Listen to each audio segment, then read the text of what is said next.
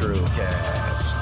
I'm your host, Rue. Today is Tuesday, July 9th, and we are right into a fresh new crescent moon, just a few days old. I hope you've all been out and about under hopefully clear skies.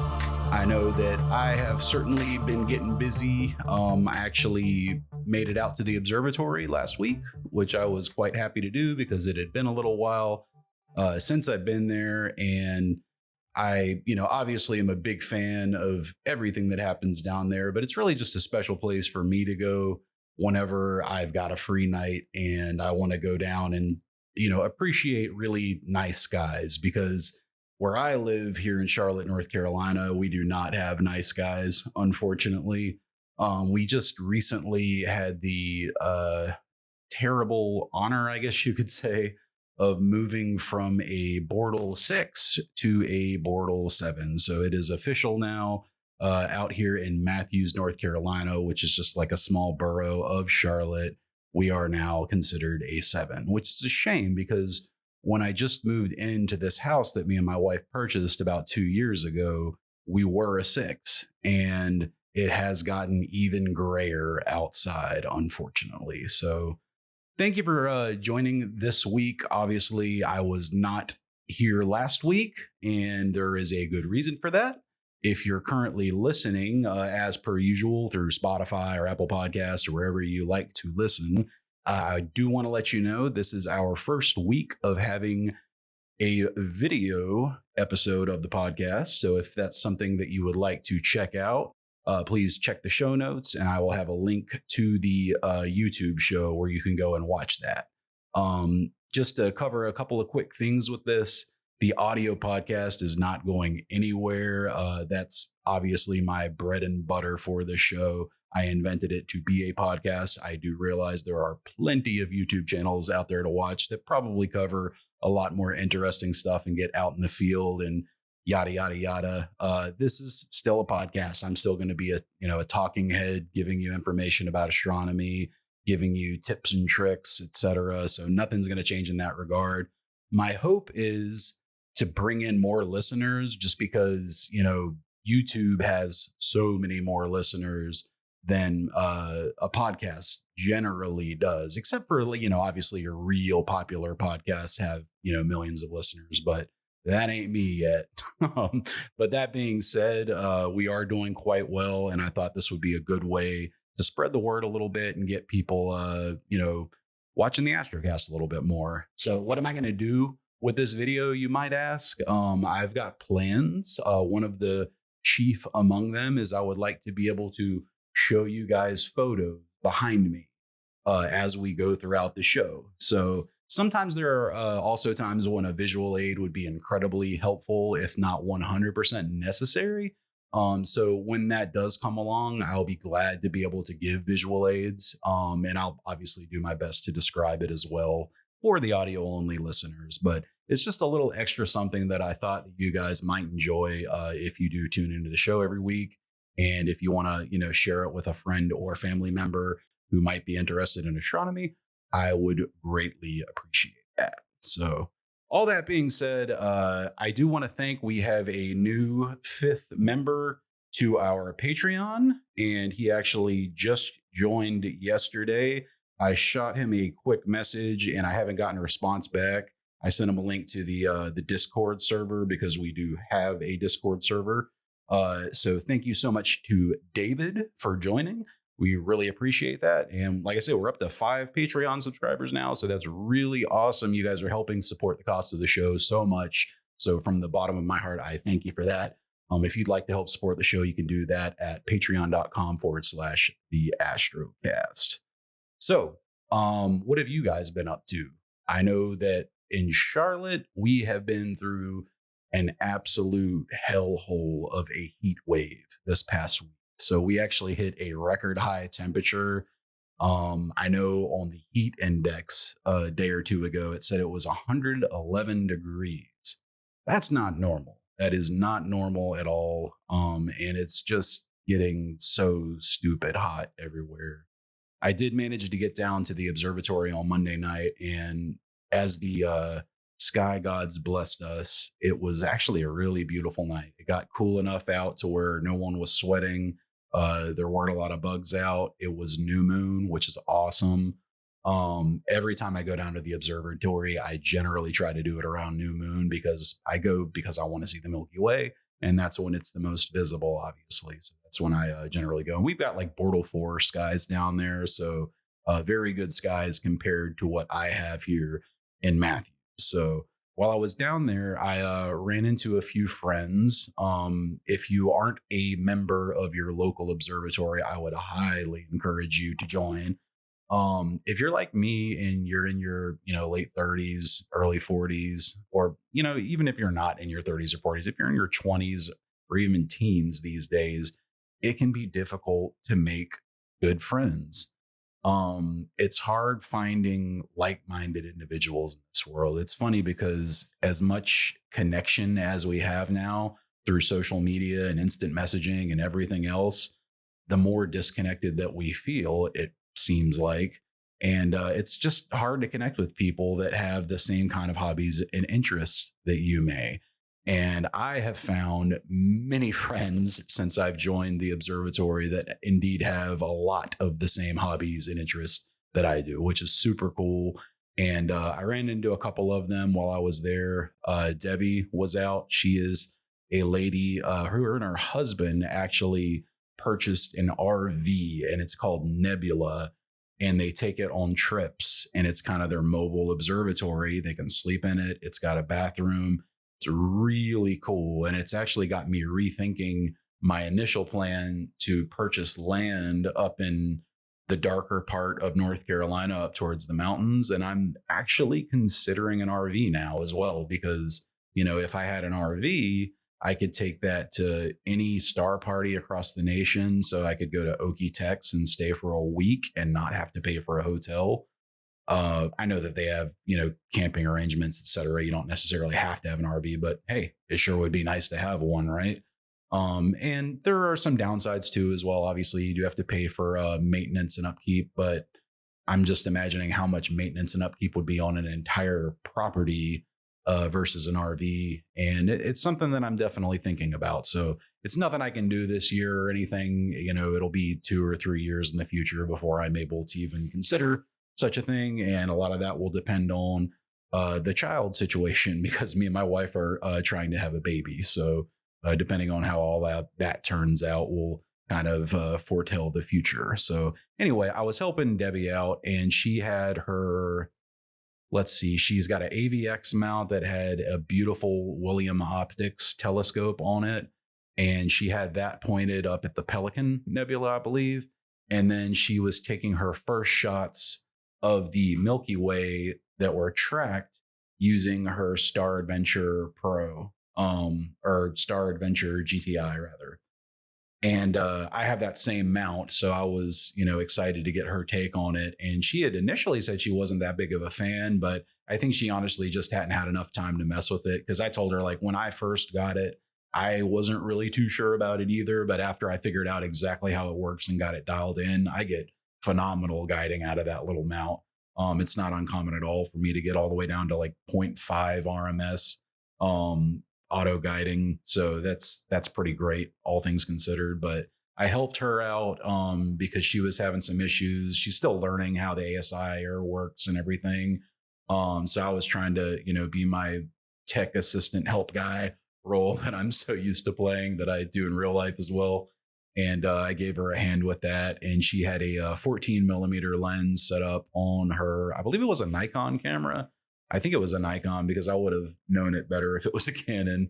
So I helped her with that, and we got it all rolling eventually. And I had my Star Adventure GTI out as well that night, but I was doing something a little bit different. I decided to see if I could do tracked shots of the Milky Way core area from 24 to 70 millimeters, because that's what my fancy new lens is that I wanted to give a whirl. And I had basically turned the declination mount on its side and then put a Vixen rail like in between, where it clamps down. And then on the one side, I have the R5. And then on the other side, excuse me, I mounted my guide scope as well as the ASI Air. So the weight was a little bit better balanced.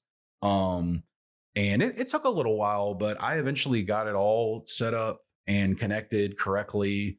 And the ASI Air immediately recognized the Canon R5, which was really cool because I remember whenever I first plugged in my R7 a year or two ago, it had issues recognizing it. So it did not have any issues at all with the R5. It came right up, and it took me a little bit of time, but I eventually got it guiding and plate solving, etc. I got the guide scope focused in, and it's funny though because I finally kind of got everything working correctly, but then I would run into another issue, and then I ran into another issue. And while trying to fix these issues, I was going back and forth and helping Debbie with hers because she was running into issues. And then later on in the evening, I ran into my friend Ayush, who was down playing with another one of the telescopes. He was running into issues, and come to find out, like everybody that night had issues. All of us. I think I came away with pretty much no usable data, and I was there from before sundown, and I left after 1 a.m. So generally when I go down there, I will be up and running within 15 minutes, and I image on one target the entire time I'm there. But for whatever reason, I just kept running into issues, like my guiding would be messed up, or the camera wasn't cooling, so it had to restart or recalibrate the guiding, or this, that, the third. Oh, I remember at one point the R5 was timing out after it dithered, because it had to, whenever you have dithering enabled, it moves your mount a few pixels after every shot, and then it has to settle. And since it wasn't sending an expose command to the R5 was like, oh, it's been 20 seconds, time to turn the screen off. And then everything was just screwed at that point. So it was funny because I haven't had one of those nights in astronomy in, gosh, probably 2 years. I mean, I'm generally pretty good at getting set up and, rocking and rolling. And it just goes to show you those kind of nights can happen to all of us, and they will, especially if you're new. That's something to keep in mind. When you're new, you're going to run into so many issues when you're out in the field. Particularly, like when I say out in the field, I mean like not at your home where you normally set up, because when I'm at home, my garage is right there. I got all my tools. If anything happens, I can just sit down for a second, gather my thoughts, and then I'm good, But when you're out in a field or at your observatory, you're a little bit outside of your comfort zone, and that can really throw you off. It's funny how much it can throw you off, in fact, but it really does. So I wanted to talk to you guys today about light pollution, because I actually met with a friend of mine, Debbie, who recorded an episode of her podcast, which I discussed a little bit last week or 2 weeks ago. Yeah, I told you I was going to record an episode, and I did end up recording it. It went very well, but I thought, we've touched on this topic a few times on the Astrocast, but we haven't really dedicated an episode to light pollution. And I really feel like it is a big enough issue that it is absolutely worth having the talk about it. And if nothing else, maybe you can gather a couple of talking points to give to your family and friends and what have you, so you can talk to them about, what they can do to help us reduce light pollution and help animals. If they don't care about astronomers, maybe they care about birds, maybe they care about dung beetles. All of these things get affected by light pollution. So not only is light pollution a proven cause of heightened stress levels, blood pressure, bad circadian rhythms in humans, but it throws off the entire animal kingdom as well. And I mean from top to bottom, light pollution from cities, from states, from countries, it plays an awful role in nature. So I'll give you a few examples. I mentioned the dung beetle a few moments ago. A few years back, a group of researchers discovered dung beetles when they gather together, a ball of dung, which is what they do. I'm sure you've seen the image of a dung beetle rolling a ball of poop. Well, anyway, they guide using the Milky Way. So they look at the line of the Milky Way overhead, and they actually use that as a guide for how to stay in a straight line, because the dung beetle that can stay in the straightest line and, push the ball farthest without messing up is a more attractive mate to the female dung beetle, because obviously they have better vision, better coordination, etc., and that makes them a more attractive partner. So something as small as a dung beetle uses the Milky Way to guide. And then you take that away from them, what does that do to your ecosystem? Where something that small goes away and has that big of an impact. But it's not just that. Birds use the stars to migrate from south to north. That's a well-known fact, and it has been for a long time. And they are not able to properly migrate if the city pollution is too bad. In fact, there have been cases where birds will just circle bright buildings for hours and hours and hours because they're confused and they don't know where they're going. And they will literally fall out of the sky from exhaustion and oftentimes die when they hit the ground, especially if they're up very high, which they oftentimes are if they're circling a skyscraper. Then you have things like sea turtles. Baby sea turtles actually use moonlight to walk out to the ocean. They use it to guide them. The reflections off the water are a key indicator for them right when they're born. And if they don't see that moonlight reflecting off the water because there's too much city light coming from behind them right after they hatch, they can get confused and walk away from the ocean. And then obviously they don't make it. I don't think anybody wants to kill baby sea turtles. I'm just going to go ahead and say that now for the record. No one wants baby sea turtles dead. So we can do a lot, though. That's the good news. So there's, a lot of gloom and doom around light pollution. And do I realistically think within the next 5 years we're going to solve the problem? No, I don't. I'm not that naive. But if each and every one of us who listens to this told 2 or 3 people about it, and they all told 2 or 3 people about it, and then it carried on from there, we could have a real measurable impact on the amount of light pollution that is affecting our night skies. Because at the rate that we are going right now, your grandkids won't be able to see the night sky. I think I can't remember the exact percentage, but I know it's something like 10 to 20% increase per year in light pollution year over year, the way we're going right now, which is just like a terrifying number. I already can only see, a couple dozen stars from my yard, and I'm in a 7, which is very typical for urban and metropolitan areas. I say 7, I'm sorry. In case you guys don't know, I'm referring to the Bortle scale. We mentioned it many, many, many times on this show. John Bortle actually invented it back in, I think it was 2003. Popular Science first reported on it, if I'm not mistaken. But anyway, the point is it's a scale that measures light pollution on a scale from 1 to 10, where 1 is the darkest of dark skies. You're in the Atacama Mountains in Chile on top of a mountain. That's a 1.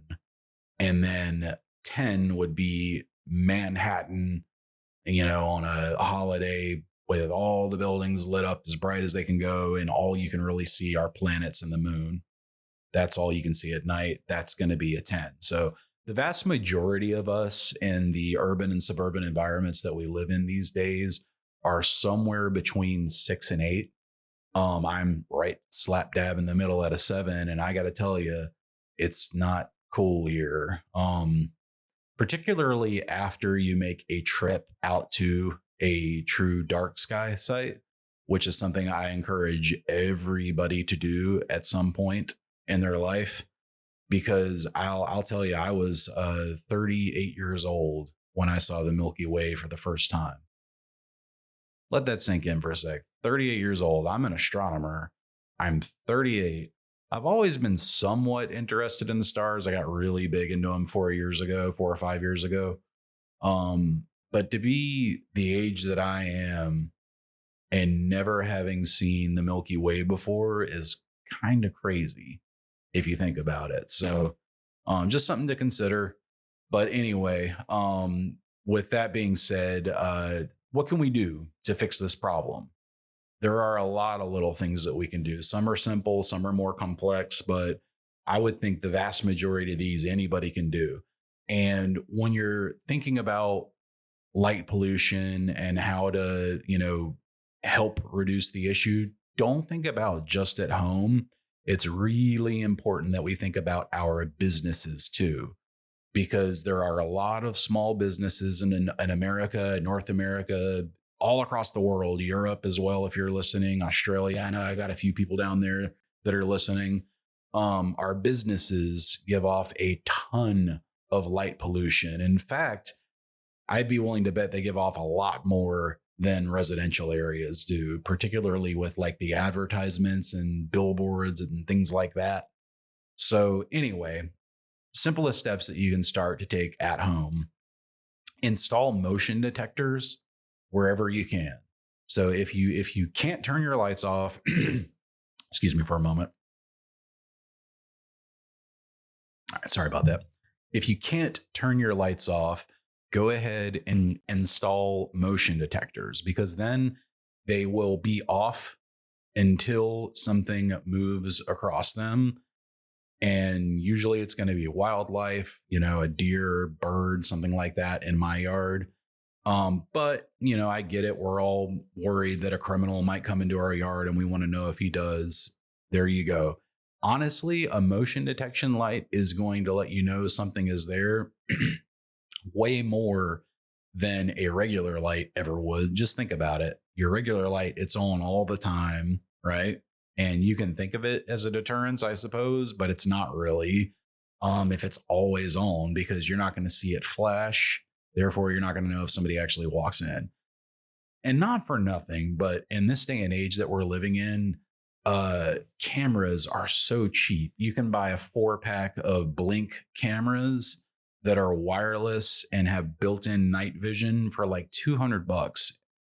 You can buy even less expensive ones. So if it's crime that you're worried about, consider getting cameras, because they'll actually record and alert you if somebody's in the yard, as opposed to a light, which isn't going to do anything except help the criminal see better for where he's trying to get in. So it's a good argument to use with, neighbors and friends. Obviously, I know when I'm talking to you guys, you probably already handled your homes and businesses. I would certainly hope, but these are mainly talking points to give family members and those sorts of things. So, all right. So what if you don't want to do motion sensor lights and you want to have a light on all night long, no matter what? Okay, that's fine. You can do that. But let's make sure that we don't use blue LEDs. So you're talking your really high color temperature, like 6,000 and up, the bright blue, the ones that when you pass a car on the street and they completely blind you because they're so bright and blue. Those are the lights that we don't want to use for lighting the outside of our homes and businesses, because they contribute a lot more to light pollution than your warm lights do. So when I say warm lights, I mean like yellow lights. They have a much lower color temperature in the 4,000 range on the Kelvin scale. And that is going to be much easier on the eyes and ultimately not bleeding as much light into our night sky. You can dim them. That's another excellent thing you could do. But instead of even worrying about dimming, try buying a lower wattage bulb. So instead of getting the 80 or 100 watt bulb, consider a 40 watt bulb. Once your eyes are night adjusted, 40 watts is going to be more than enough to see most things like at your porch and what have you. Okay, so what else can you do short of swapping out your cold blue bulbs for nice warm bulbs? You could use smart bulbs. Smart bulbs are awesome because you can set them up on timers. You can have your Alex A device, if you see what I'm saying there. Turn them on and off. We always say Alex in my house whenever we're referring to the smart assistant, but we don't want to trigger it. We'll say, Alex, da da da da da da. But anyway, you can, if you have smart lights, you can turn those on and off using your voice. Like we have our porch lights set up to turn on and off by just saying, turn on the porch lights, turn off the porch lights. And then you can set them up on schedule. So, why do you need your lights on between midnight and 5 a.m.? Do you really need lights on between midnight and 5 a.m.? You probably think that you're just deterring criminals. But the reality is criminals are not deterred by a front porch light. They're just not. So motion sensors, warm lights, shielding. That's another important thing we need to do. So a lot of lights are just aimed improperly. You will see where they are aimed up at the sky. You see this at businesses a lot. I see this in parking lots a whole lot where the lights aren't properly shielded and they should have a hood around them, around the bulb, and that should be aiming the light towards the ground or whatever area that you are attempting to light up. What you don't want is a light that's pointing out horizontally and then having half of that light, bleed straight up into our night sky, because that is not good. We do not want that.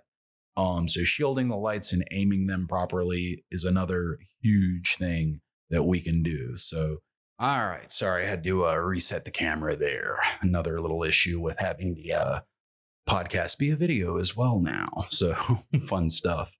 But yeah, light pollution, it's a big deal.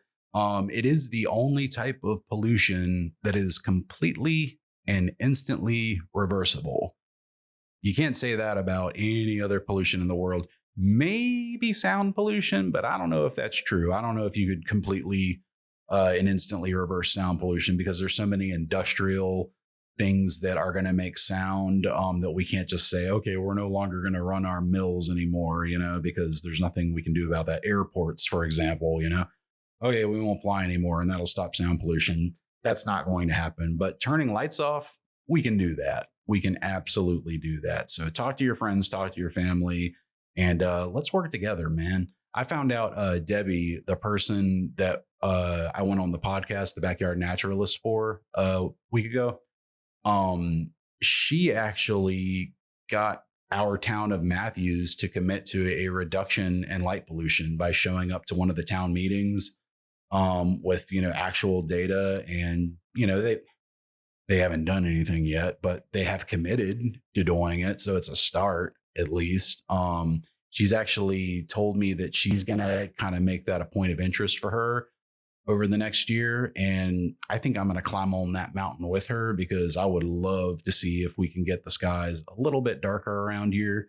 We have this huge, installation of apartment buildings and stores and restaurants all going in just like half a mile from my house. And we already have so much junk in this area. Like anything you could ever want, you can get to within 5 minutes. I'm like, y'all got to build another giant shopping center, but that's what they're doing. So that's going to make the light pollution even worse, unfortunately. So we're going to have to keep our eyes peeled for that. But maybe if we can get the town officials to agree to, turn off the hospital lights at night or, something like that, it's a start. Get a few buildings and then go from there. Another thing you can do is talk to your neighbors about it, particularly if you live in a neighborhood. And hear me out here. I've been thinking a lot of the people in my neighborhood now know that I'm an astronomer, because they drive by my house. They see that I'm outside with telescopes. And, if it's a nice evening and I'm just getting set up before sundown, a lot of times people will stop and chat with me. Oh, what are you looking at tonight? Or is Jupiter out? Are you looking at the rings on Saturn? It's usually the planets. But I'll sit and speak with them for a few moments and just talk about what I do. And that kind of, gets in their head that, hey, there's astronomers in this neighborhood. And what my goal is to have those conversations with enough people. And then maybe at the entrance to the neighborhood, just putting up a little poster board saying it's, new moon week. Please turn off your lights at 11 p.m. to 4 a.m. to be a good neighbor. Simple as that. Have a star party, invite the kids over throughout the neighborhood, let them look through the telescopes, let them see the rings of Saturn for the first time. You do a couple little things like this, and before you know it, everybody's on board. And I'm telling you, it works because my neighbor who lives right beside me, I had a good conversation with him when he first moved in. And yeah, he turns all his lights off now. We have a whole dim little area on our street. And the only time my lights are on is when I have my red lights on, which my front of house lights are hue bulbs, where I have them on the left and right side of the garage. And I turn them red because, we're astronomers and red is easier on the eyes if you have to have light. But it's good to have those when I'm setting up my telescope and what have you. So, but yeah, if you were to like drive by our house, you'd be like, why are those two houses so dark? If you didn't know any better. And, the more you talk to your neighbors, if you're nice about it and you approach it in a friendly way and, understand them too. If there is a reason that they feel like they need to have their lights on, don't argue it. Because, there could be deeper psychological issues there that you don't want to dive into. Who knows what people have been through? Everybody's been through something and we're all struggling with our own problem, right? So, but I say that also because I've got a friend who had a neighbor who started turning his lights on all the time while he was outside trying to look at the stars. And, I just asked him if he'd ever talked to the guy about it and actually like explain. And he was like, I actually haven't. And he went over and had a chat with him. And sure enough, the guy started turning his lights off for him. Not all the time, but, when he would ask, when he would say, hey, I'm going to be out with my telescope tonight. Would you mind turning off your lights? He would absolutely do it. A lot of times you can get their phone number and just text them and they don't mind, heck, if they ever want to come by and look at your telescope, just let them. And that way you got a nice even trade. So that's pretty much it for light pollution, I think, for this week. I did want to cover the topic a little bit more thoroughly than we have in the past, just because it is such an important topic to astronomers. We can't really do much about all the satellites going up. I know that in the grand scheme of things, they're not that important to us because, when we use weighted batch pre-processing, it filters out all the light from your subs if you're stacking, nebula photos. But I don't know.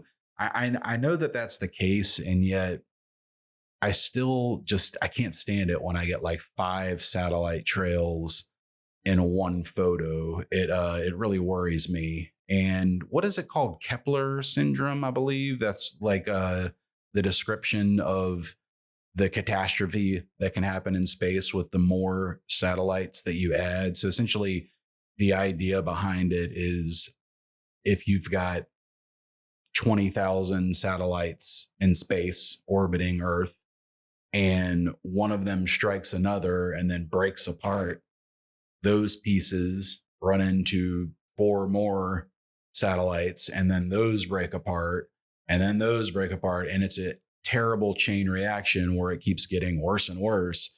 And before you know it, there's so much space debris around our, atmosphere that it's impossible for us to shoot a rocket through safely.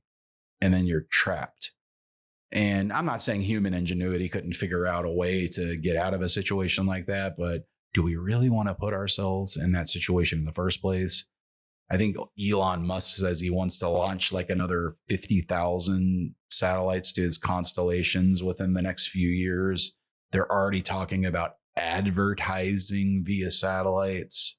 Could you imagine the disgust of looking up and seeing Hardee's and just giant space letters?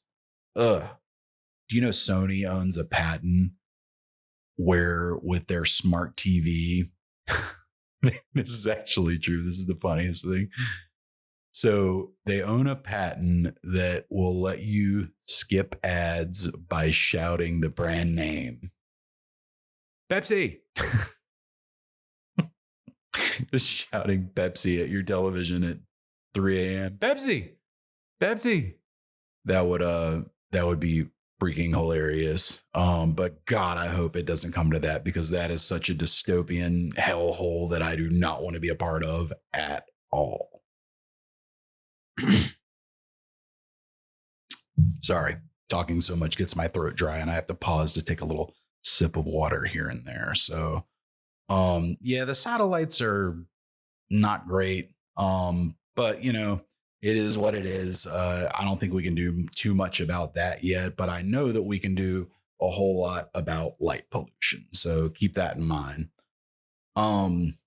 What's going on in the night skies right now? Well, we've got planets starting to become visible again. As we said, we're at a new crescent moon. It's super pretty. Wake up, early in the morning, or right before sunset.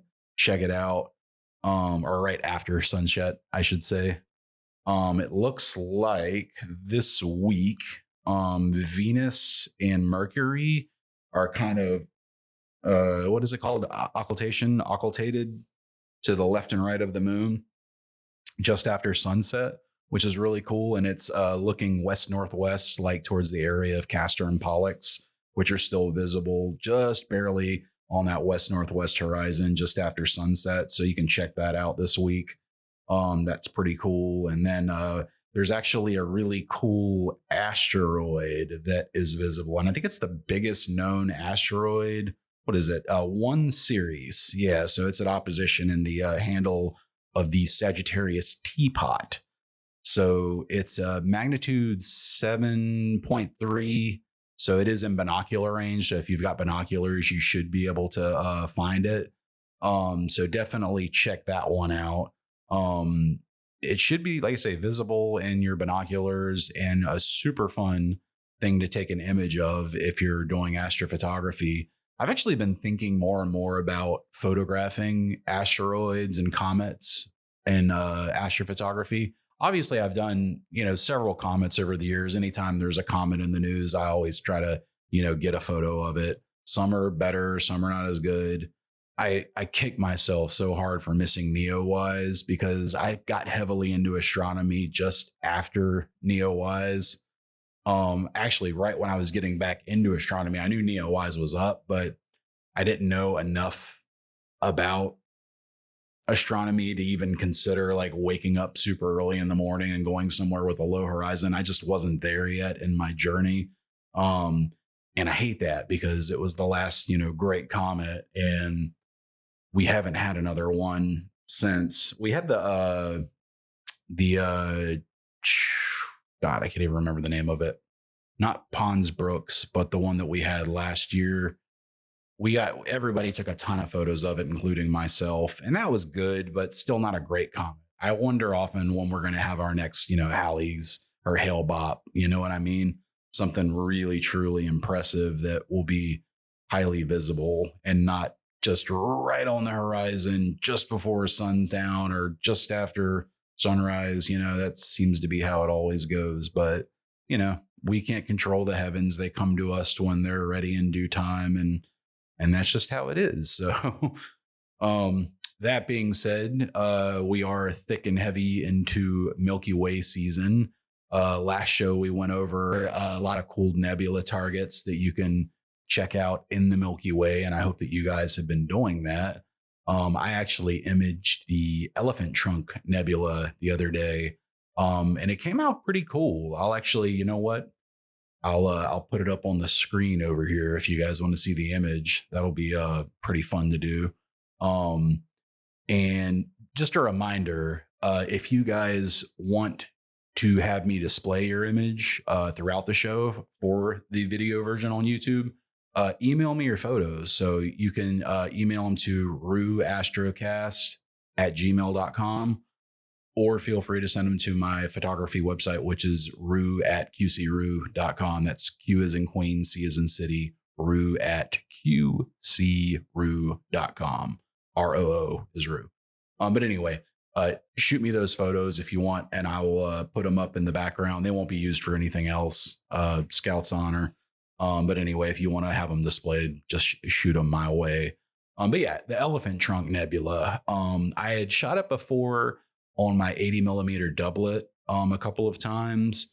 And as you all know, if you're longtime listeners of the show, I now have a 135 millimeter rig for the Rokinon 135, which I absolutely love. It is a very, very cool setup on the Star Adventure GTI. I had to kind of put it back together because whenever I went down to the observatory on Monday night of last week, I had to take basically everything apart because I used the GTI for the RFI, yada, yada. But anyway, I put the rig back together and I went outside and I picked the Elephant Trunk Nebula because it was already, nice and visible. I had excellent guiding the whole time. I stopped the lens down to f2.8, which I tend to do with that Rokinon 135 lens, just because I feel like if you leave it at f2, the stars aren't really that sharp, and sharp stars are very important to me, particularly after a blur exterminator. You want them to look good too. So anyway, did that. And I was able to image for 1 hour on the target, which isn't much. Most people don't even bother posting a photo if it doesn't have at least 4 hours of integration, right? But it was an hour narrow band at f2.8. So it was, sucking in them photons, if you know what I mean.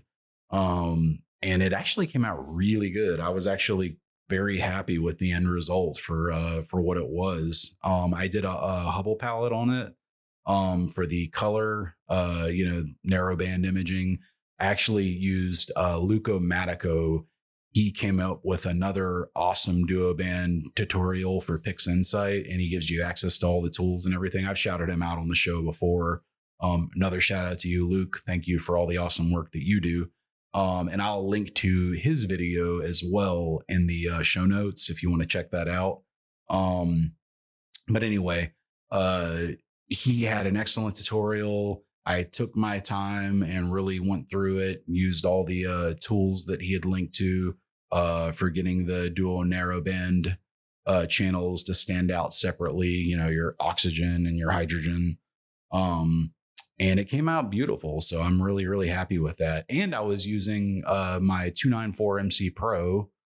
I forgot to mention, I don't even know if I've talked to you guys about it yet, but I did get the 585 MC Pro. And that camera has really impressed me. So that's, if you don't know, that's ASI or ZWO, right? Yeah, ZWO ASI 585 MC Pro. That's a mouthful. But anyway, that's their new budget cooled astronomy camera. And I have been kind of blown away by the quality of it. It's really a good camera. It's got like a 4K sensor on it. So it does 4,000 by 2,900 or something along those lines. I don't remember the exact resolution off the top of my head, but it's got a small sensor, obviously, for that price, which is $599 US to be clear. And it does, since it's a small sensor, it crops in a little bit more than I would get with my 294 MC Pro. So I actually ended up putting it on my 80 millimeter refractor, because I wanted to be able to get a closer view on some of the objects that I like to look at through the 80 millimeter refractor. And I was blown away with how good it looked. So I'm glad I got good tracking on my mount. That's an Ioptron CEM26, which is an awesome little mount. I love that mount. It's been great. I know they make one with encoders too that I saw on High Point a couple of weeks ago, but anyway, that closer up view, just due to the, cropped nature of the sensor, the smaller your sensor, the more it kind of crops in on the view. Anyway, zooms in on the view if you're new to photography. It just looks really good, and it gives me a much closer view. If you plug it into Stellarium, which is a free planetarium software that you can use to, look at your night sky. But more importantly for me, it lets you visualize what your sensor size, what the specific telescope is going to look like on any given target. And plug that in if you have something like an 80 millimeter and you're thinking about getting a secondary camera. I would love to see what it could do with something with a little bit longer focal length. My 80 millimeter is only like 448 millimeters when it's got the reducer on. I've never tried it with the reducer off. I don't think I would, just because I've heard that the corners are so awful if you take it off. And, being a astrophotographer, obviously want pretty corners because that's something that we strive for. But I wonder what it would look like with something like like 1,000 millimeter focal length. If you were really reaching in, I do wonder if that could look, significantly, better and more zoomed in. Something like the pillars, maybe at 1,000 on that camera. That would be awesome. I would love to see that. So I got a really cool kind of wide field shot of the pillars when I was on my dark sky trip. Maybe I can put it over here and show you. And that was one of my favorites. I did kind of I'll admit, a little bit of a funky color scheme on that one, but I really do like the way that it came out. And I am a firm believer in astrophotography of being able to experiment a little bit with your artwork. Like, don't get me wrong, I love going for as realistic color combinations as possible, but it's fun to have fun sometimes too, guys, and it's perfectly okay. If you want to make hydrogen blue or make oxygen gold, or oxygen is gold sometimes. You get my point, though. If you want to play around with the colors, play around with the colors and make your image look as beautiful as you think it should look. And don't let anyone tell you otherwise, because if someone's hating on your images because you colored them the way you wanted to, then they probably shouldn't be looking in the first place. The one exception is oversaturation. Don't do that. Don't be the guy who oversaturates your photos, because you'll get yelled at, and then they won't want to look at your pretty pictures. So anyway, I'll get off my pedestal. So building the observatory, little update on that. I'm going to order the pier supplies in the next couple of weeks. I've got the spot picked out, and I'm quite happy to say that I actually do have a pretty decent view of the southern sky from where I am. Like right now I can get the lagoon, and I can get, all of Scorpio. So I can, get Rho and lagoon and Trifid. I can't get the cat spa where I am. Obviously that's too low. But considering how many trees there are in the southern part of my yard, I'm quite happy to be able to get all of Scorpio and the lagoon, because, a lot of times people can't when they build their observatories, because you're at the mercy of your trees, right? Luckily, I don't have a single tree in my yard, like at all. But my neighbors obviously have trees, so I have to contend with those. So I'm hoping to get the pier installed in the next couple of weeks. And then once that's done, start laying foundations. So that's the plan. Maybe I could be happy with my home observatory for a while. I need to talk to the guys down at the observatory in South Carolina, the Charlotte Club, and see if and when they're planning on pouring more pads, because I could definitely get on with that. Speaking of the heat wave that we had here over the last week and are still going through, when I was at the club, I ran into my friend Ayush, who I hadn't seen in a while, and we were talking about how hot it was. And he said something to me that really stuck with me. He said, "This is the coldest summer you'll ever experience again for the rest of your life." And unfortunately, I think he's right, the way things are going. And it really sucked hearing that and then thinking about it. And just, I don't know, things just are bad and getting worse. When I was a kid in Charlotte, we would get snow pretty much every year. And I remember, in fact, there were often so many snow days that they would threaten to take away our spring break because, oh, you missed too many, school days of snow. We're going to take away spring break. I don't think they ever actually did it, but the fact that they talked about it means that we got, nearly a week of snow days every single winter. And we haven't had snow in 3 years now in Charlotte, like not even trace amount. Something's not right there. So take that for what you will, but hopefully we can all improve as human beings and make the world better. So Let me think for a recommendation this week. Actually, I gave you Dungeon Crawler Carl last week, and that's kind of hard to top because Dungeon Crawler Carl is awesome. I'm about 70-80% through the first book on Sound Booth Theater at this point, and I'm thoroughly enjoying that. Let me go back to an earlier one. This is one of I think it might have been the first recommendation that I actually gave on this show, but I think it is worth mentioning one more time just because it is such a good book that I feel like everybody should read it. And in case you are new to the show and didn't hear that recommendation, I would like to point it out for you. So the book is called The Last Stargazers, and it is by Dr. Emily Levesque. It's an amazing book that tells a lot of awesome stories about astronomers. It talks about discoveries they made, talks about historical astronomers, talks about modern day astronomers. It talks about her getting her first job in an observatory and what she thought it was like versus what it actually was like when she got there. And it's the kind of thing that'll inspire you to go back to college. It's that good of a book. So I'm a really big fan of Dr. Levesque, and one of my goals is to one day have her as a guest on this show. So hopefully we'll be able to do that one day. But until then, let's go ahead and shout out her book. And I encourage you all to give it a read. It's on Audible. If you're like me, I listen to a ton of audiobooks. I love audiobooks because I'm always doing something with my hands, but I can't always sit down and read, so an audiobook gives me the opportunity to get just as much information when I'm on the move as I otherwise would or wouldn't be able to, rather. So definitely check that out, The Last Stargazers by Emily Levesque. So guys, I hope that you have enjoyed this week's episode. I know a little bit different. This is a little bit of a catch-up episode. We are still working on the calibration frames episode. I think I've just about got all of the info together that I want on that. I've just been running some tests with and without calibration frames over the last couple of weeks, and I've kind of been surprised with some of the results.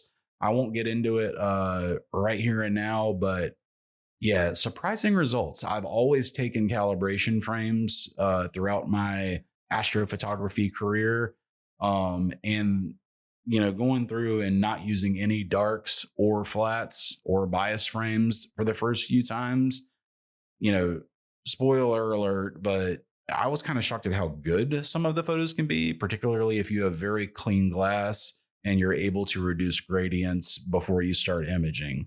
We'll get more into that though when we get into the calibration episode, and stay tuned for that. So again, if you would like to support the show, if you've enjoyed this and you want to join our members only Discord, where we will probably be having our first members only star party soon, because we're finally getting close to that magical number that I have in mind to get everybody together and have kind of a digital star party. Still working out the details, how it's going to work, but basically we'll set up a telescope. We'll have a live stream going of the telescope. We'll have a live stream going of what we're looking at, and then we can all pick targets together and go through them on the Discord. And I think it'll be a really fun time. So if you want to become a member, patreon.com/the Astrocast.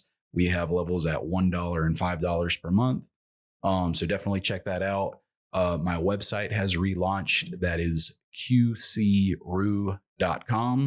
I'm adding more and more photography there every day. So definitely check that out. If you want to email the show, if you have a question, comment, suggestion for a future episode, please feel free to email me, ruastrocast@gmail.com. So that is going to do it for us this week. Thank you all so much for tuning in. My name is Ru. You have been listening to the Astrocast. Clear skies.